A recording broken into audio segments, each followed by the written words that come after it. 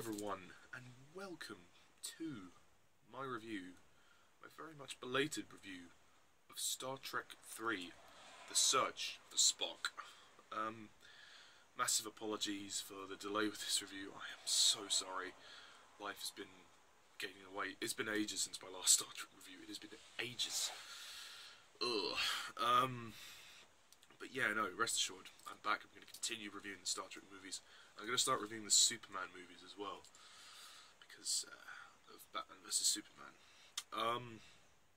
So, the basic plot of Star Trek 3, The Search for Spock, is that Admiral Kirk and his bridge crew risk their careers stealing the decommissioned Enterprise to return to a restricted Genesis planet to recover Spock's body. So yeah, after the events of the second movie, their Enterprise was decommissioned.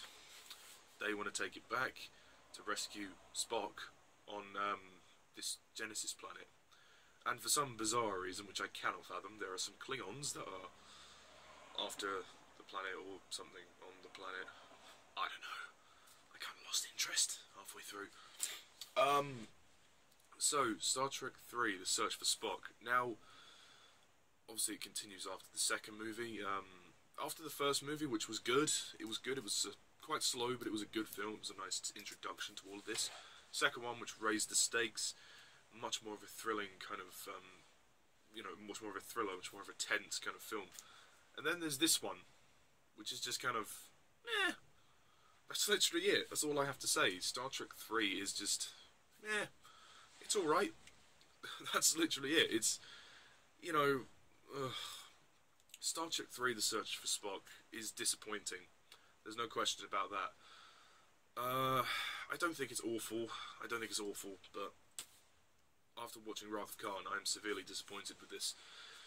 I mean, let's be honest. I mean, how to top Wrath of Khan? That wasn't. I mean, even if they weren't going to top it, they could have just tried better than this. The problem I have with Star Trek 3 is that the first hour and 10 minutes just drag for me. Like, it's so boring. Like, it's just boring. That's the problem. It's boring. It lacks tension. It lacks that fundamental tension that the second one had that propelled it towards that. The second one was dramatic. The first one was slow but engaging. This is slow but snore. It's just like, Star Trek 3, you could say the biggest sleep you've had in years, but it gets slightly interesting towards the end, I'll say that much. I mean, the climax is fun, I'm not going to deny that. The climax is very fun, and the Klingons look really cool, and the production design is great, and I love the sort of makeup and prosthetics for this film. They're really good. The direction is okay. I can't remember who directed it. It might have actually been Leonard Nimoy. I don't know if this was when he directed. I think it was, but yeah, it's just kind of meh. It's just kind of thrown together. Like, you don't really care about any of. There's no drama in this film. Like, I mean, the story is all right, I guess. Them going to the Genesis planet. I mean, there's some interesting scenes on the Genesis planet, particularly the scenes with David, which are quite good. His spoiler alert, death scene is quite tense, but you don't get any other tension out of the film. You don't care about the characters this time, apart from Kirk. And the ending is nice, albeit a bit cheesy. Well, the text at the end is cheesy, but the ending itself is nice when Spock comes back to life. It's nice that they did that. That was a nice moment where all the team kind of reunited. You could tell this film is just slightly depressing after the events of the second one. All the characters are a little bit depressed. It just doesn't really go anywhere. It doesn't go anywhere. That's the problem. The villains, well, the Klingons, they're just not. They're not great. I mean, they look great, but they're not great. If that makes sense. The script is not very good. There's no there's no tension. Like, I mean, the villains are just poor. Like, I mean, the Klingons look cool. There's a couple of good action scenes. McCoy is good in this film. He gets a lot more to do. He's suffering from like a mind meld incident with a Vulcan, which is an interesting idea. One which I thought they could have explored a tad bit more. The music is alright. The music is alright. I suppose the soundtrack is okay, but you know, it's nicely made, but it's just not. It doesn't capture that thrill, that intensity of the second one. It kind of feels like it's going back to basics, back to more of the first one, but trying to continue after the second one, and the storytelling just can't do it. The storytelling's a bit slow, despite the fact that it's only an hour 45 minutes long, and it isn't long, but it felt long. It felt long. I don't know whether that was just the time I watched it, or I don't know. It just felt long, which I shouldn't be saying really, but there you go. The cast are good enough. William Shatner's good. The only thing is, when you watch the movies on Blu-ray, the music and the action is so loud, and when the characters speak, they speak really quietly, so you have to turn up the volume all the time. William Shatner's good. He's good. He gives quite an emotional towards the end. I quite like McCoy, as I said, and Scotty. They're all good. And Bones is McCoy. Uhura's good. It's quite funny when she tells the guy to go in the closet.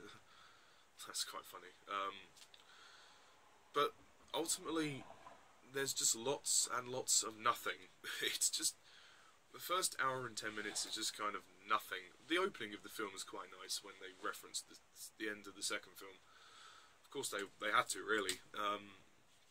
But at the end of the day, Star Trek 3 doesn't bring anything new to the table.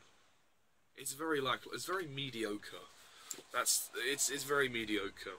It's not awful. I mean, there are some good action scenes and there's some interesting individual scenes, but as a whole film, it just kind of fails really, which is a shame. I mean, this is the first time I've seen it, so I may need to reassess it. I did quite like the climax when Kirk had a fight with that Klingon. That was good, and there was the fire in the forest. That was quite dramatic. That was quite good, but you know, it hadn't built to that. Nothing had built to that for me to really go, oh my god, wow, I'm in the moment. I wasn't in the scene. The second one, I was in the scene. Third one, I'm not in the scene. It's not even as good as the first one. That's saying something. A lot of people don't like the motion picture. This is just slow. It's just very lackluster, but I don't think it's terrible. So overall, I'm gonna rate Star Trek 3: The Search for Spock probably a 5 out of 10.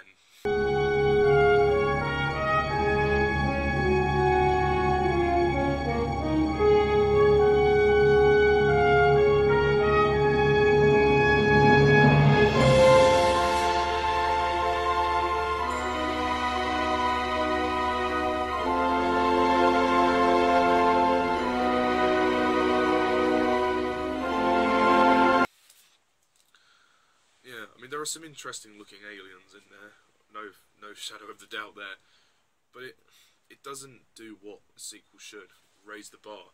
It doesn't raise the stakes at all in terms of the story. It goes back a step after the second one, which is no good whatsoever. Yeah, sorry that was a bit of a short one. I don't have much to say about this one really. It's just not very good. It's not very good. So yeah, that's about it really. That's all I've got to say about Star Trek 3: The Search for Spock. Sorry that this review was incredibly late. Tune in next time when I review Star Trek 4: The Voyage Home. So yeah, stay tuned for that. I'm going to be reviewing the Superman movies. Sorry if you just heard a message noise, that was my Facebook. I'm going to be reviewing the Superman movies as well, because of Batman vs Superman. I've already reviewed the Batman movies, so check that playlist out. But yeah, that's it.